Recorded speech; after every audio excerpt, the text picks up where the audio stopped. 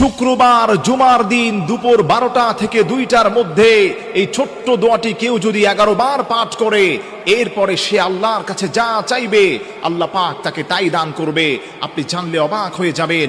জুমার দিন হচ্ছে অত্যন্ত গুরুত্বপূর্ণ, যাকে হাদিসের ভাষ্য মতে সাইয়্যিদুল আইয়াম বলা হয়। আল্লাহর হাবিব সাল্লাল্লাহু আলাইহি সাল্লাম বলে দিয়েছেন, এই জুমার দিন হচ্ছে আল্লাহর কাছে অত্যন্ত প্রিয়। তার কারণ হলো এই জুমার দিনে আল্লাহ রাব্বুল আলামিন হযরত আদম আলাইহিস সালাতু ওয়াস সালামকে সৃষ্টি করেছেন। আদম আলাইহিস সালাতু ওয়াস সালামকে শুধু সৃষ্টি করে নাই, জান্নাত জাহান্নাম, একটি বর্ণনায় পাওয়া যায় গোটা কায়নাতকে আল্লাহ রাব্বুল আলামিন এই জুমার দিনে সৃষ্টি করেছেন। আল্লাহু আকবার পড়েন। এজন্য আমার প্রিয় ভাইরা, জুমার দিন আল্লাহর কাছে এত প্রিয়।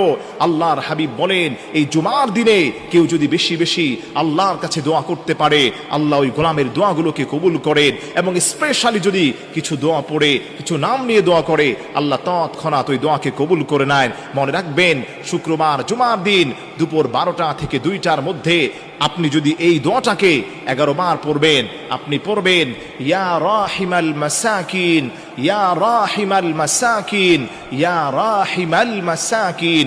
অত্যন্ত সহজ একটি দোয়া, সুন্দর একটি দোয়া, বেসিক একটি দোয়া।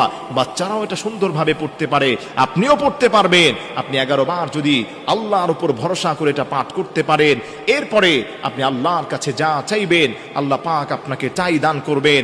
এই দোয়াটা পড়ার আগে অবশ্যই অবশ্যই আপনি নবী পাক সাল্লাল্লাহু আলাইহি ওয়াসাল্লামের উপর 3 বার যে কোনো দুরূদ শরীফ পড়িবেন। দুরূদ শরীফ হচ্ছে এমন আমল, যে দুরূদ শরীফটা পড়ার কারণে আল্লাহ রাব্বুল আলামিন ওই বান্দার গুনাহগুলোকে মাফ করে দেন, তার দোয়াগুলোকে কবুল করেন।